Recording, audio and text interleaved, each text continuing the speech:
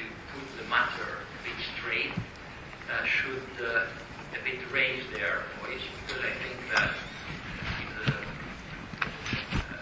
in the industry we have been swamped by information from shipyards mainly, who are just trying, let's say, to get kind of a sales pitch. First of all, the eco ships is a very old story. We have a kind of a let's say, revolution after every energy shock. And the biggest energy shocks that we have seen were in 1973 and in 1980, much larger than what we see now, which is not really a kind of a shock now. We have not experienced really a sudden and dramatic increase in energy costs. It has been a rather steady kind of increase. It's not like in 1973 that the oil went from $2 to $10 a barrel, and then all of a sudden back in 1980 it went up to 20. The first container ships, which were built back in 1972, they were designed for a speed of 30 knots, which reflected the optimum speed at the then price of fuel oil.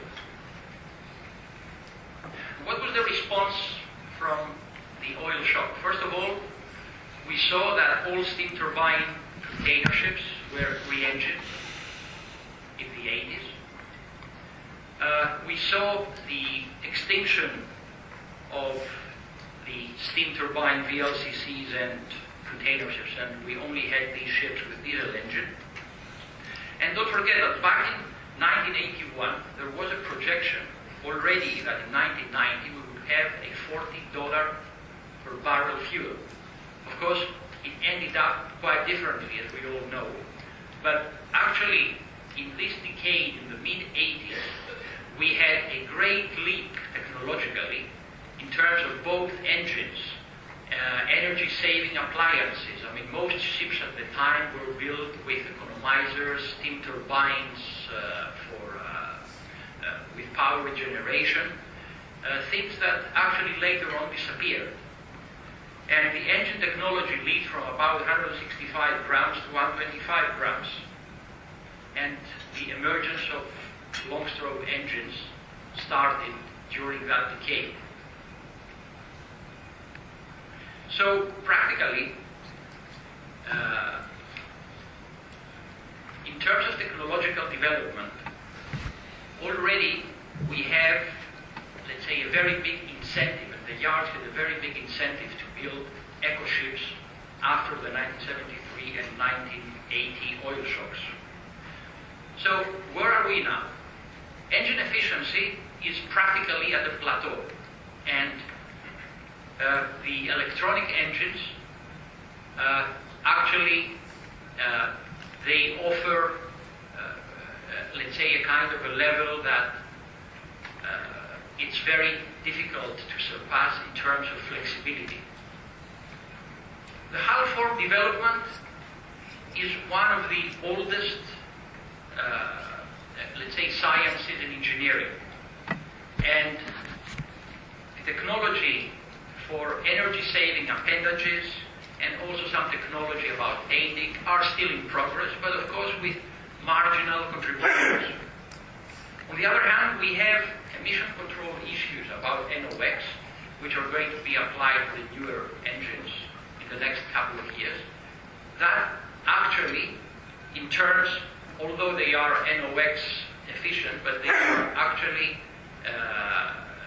reducing the specific fuel oil consumption. Now, let's come to what are the shipyards claiming to us?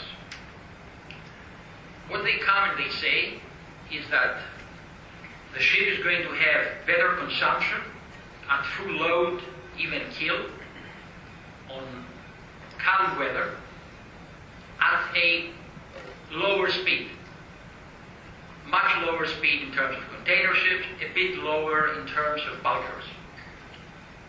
And how do they claim that they're going to achieve that? First of all, by increasing propeller diameter and lowering engine revolutions. Secondly, by a more economic ultra-long-stroke engine. And third, by optimizing the hull for a lower speed, mainly in terms at least of container ships, making it shorter and bigger. Of course, all the above are still on paper, and we have really to see what we're going to get with these vessels at sea. What do I believe that it's true? First of all, the efficiency of the larger propeller is achieved at the expense of propeller immersion. Go and ask any of your captains if he is happy sailing his ships, if his propeller, the tip of his propeller, is really at the top of the water. Notwithstanding, the loss of efficiency that you're going to have with a slight swell. On the other hand, the reason to keep the propeller immersion will need these ships to sail with increased trim to compensate, and this will definitely reduce the efficiency benefits. We have tank tested on some of our vessels the gains that you can get by trim optimization, which are in the order of 3%. All that, if you are unable to optimize the trim of your vessel, are gone. The other thing is, everybody is offering a wider hull and shorter one in order mainly to reduce resistance, which relates actually to the friction resistance of the, as we say, of the ship. Now, from all your experience, you know that, for example, when you have a bulker into heavy weather, there is extreme loss of speed, mainly because really of the increased resistance that you have with such a full hull. So, exactly in a container ship, when you make the ship much, let's say, fuller, then definitely in bad weather conditions, resistance will increase and efficiency will drop. So practically, what you're going to save in actual operation is still questionable. The other third issue about the specific fuel oil consumption, this is really marginal. And it's a question really of how you tune your engine, and practically the only thing that you get with the ultra-long-stroke engines is lower revolutions that enable the larger propellers. The important now is, can really ships adapt to existing ships? I think the biggest issue when the slow steaming started was actually the ability of the existing ships to slow steam. There was a widespread belief that, for example, we are unable to go below 40% of engine power. And a number of owners were sticking to that because also some of the engine manufacturers were sticking really to this because there was no experience and everybody was a bit afraid, to try to be the first one to try. Well, I can tell you that even on late 80s built vessels, we have been running them at 10% of the engine power with slight modifications, and we didn't really experience for a period of time any such a problem. So really the myth that the older ships are unable to go slower is not true. The main engine can be derated, and you can have TC cutouts, and you operate efficiently also at lower loads. If you want really, to go a bit further, you don't need really to replace the ship. You can just replace maybe the propeller, which is optimized for a lower speed if you're going to have that as a permanent feature of your vessel. With these kinds of changes, we have made some calculations of some 8,500 TEU container ships built in 2010 compared to, let's say, the new, slower design. And practically you can get the theoretical difference down to 6%. By investing on such a vessel, maximum $2 million, you can change the engine, do whatever derating is required for the main engine, and you can get an improved fuel efficiency with all, let's say, the new techniques of 12%. On the new design, actually by adding all these points and excluding the trim optimizations that you are unable to do due to the propeller immersion, the total fuel efficiency gain is 18%. So the actual difference that you are unable to recover is in the region of 6%. One thing that we have really to understand is that today we see ships running at low speeds, and charterers are requesting even to go down for container ships to 14 knots, 13 knots. Of course, this is just a function of the low charter rate at the moment. Now, if we, let's say, you're going to build, and I'm taking as an example, a 5,000 TEU post-Panamax container ship today, then in order to have a 12% equity IRR, then you need a charter rate of, an average charter rate of $23,000 a day.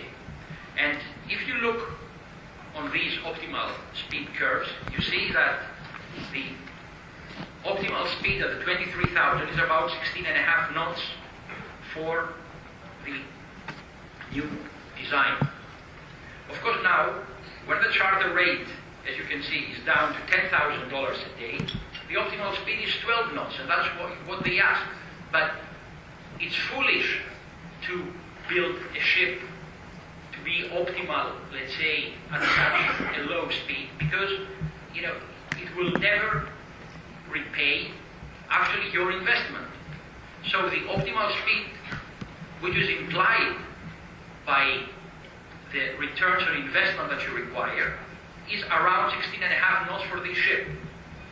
Let's assume that even you have a 10% difference from a conventional vessel. We have made a calculation of that ship, for example. If it makes an Asia to Brazil run, then at an average speed of 17 knots over the sailing distance and the port days, and these are derived from actual data from our vessels, and the consumption differential, then I have plotted here what is the actual, let's say, time charter equivalent difference as a function of the fuel oil price.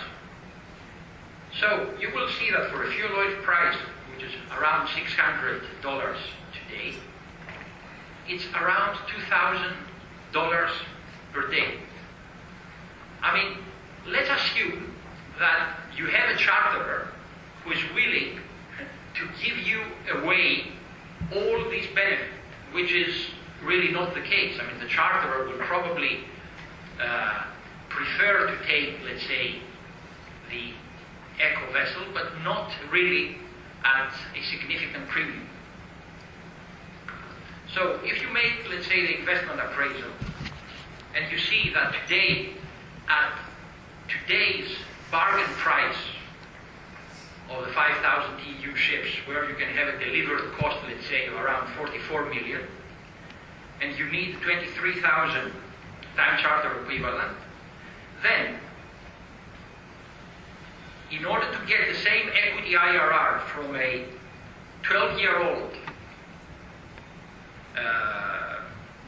5,000 TEU post-Panamax container ship, which assumes lower financing, higher OPEX, you must pay a price of 31 million. But the actual price of that ship today is around 20 or 22. So why should you go and build a new vessel when the actual returns from the market, by doing a market deal from a second-hand vessel, are so much higher? Even with a 15% consumption differential, you see that the numbers are still compelling. Let's go also a bit on the dry bulk sector. If you see today for a Kamsarmax bulker, assuming a Kamsarmax bulker, which is today, let's say, at a delivered cost of around, let's say, new ship at 30 million, to get a 12% equity IRR, you need $16,000 per day. Well, the optimal speed for this vessel, as you can see, is 13.5, 13.6 knots, which is more or less what, let's say, even some of the older vessels have been designed. Maybe they were designed for a knot more or something. Running through again the economics on a, sorry, it's not Asia, it's for Asia to Brazil, not Asia to Europe. It's the same run, let's say, from Panama from Brazil to Asia to China. By running at, let's say, around 14 knots with all the port days involved and all that, you get the equivalent time charter difference for that vessel, a little more than around $1,500 per day. And if you make, let's say, the same kind of appraisal, you will see that, for example, if you take a 2007 Kamsarmax, then if you can buy this vessel at around, let's say, even 20 million, you can have a 17% equity IRR versus 12 for the new building. So, and even, for bulk carriers, I don't think that even the 10% is true. Because you don't really optimize anything over there. And if you have a yard that comes to you and tells you that they've managed their new design to get a 20%, as some of them are claiming, better consumption, then it must start from a very bad original design. And that is why, when we talk about eco ships, I've been looking around. There are very, very few from the really serious yards that come out with such kind, let's say, of claims. You see that from a number of some Chinese yards who are entering the market now, and they're just looking out for orders. So to conclude, one thing that we all agree is that we don't need new ships. The premium that an eco ship can command is low compared to the investment which is required at present, and is not justified by the market.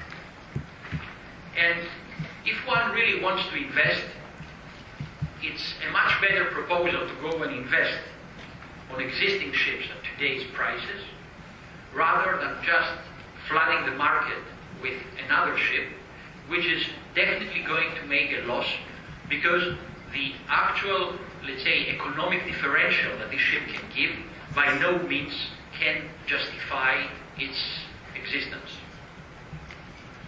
So I hope that I gave you an overall view of what is really behind all this eco-ship gossip, and would be very happy to take any questions.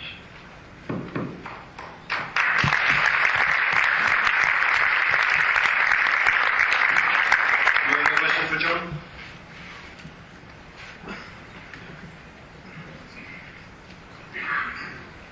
Well, I just wanted to, I think first of all, congratulate Jhon for putting things that we all feel, we believe that you have this technical, being a doctor, you have this technical background and you are able to present it to us much better.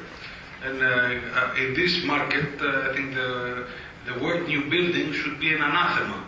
And I think for everybody, we hope our good bankers will keep their pockets closed for any new buildings until we are able to the market to turn around. And I think you're proving with your investigation that right now the last thing we need is more new buildings to inflict more pain in today's very depressed market. So that was just my point.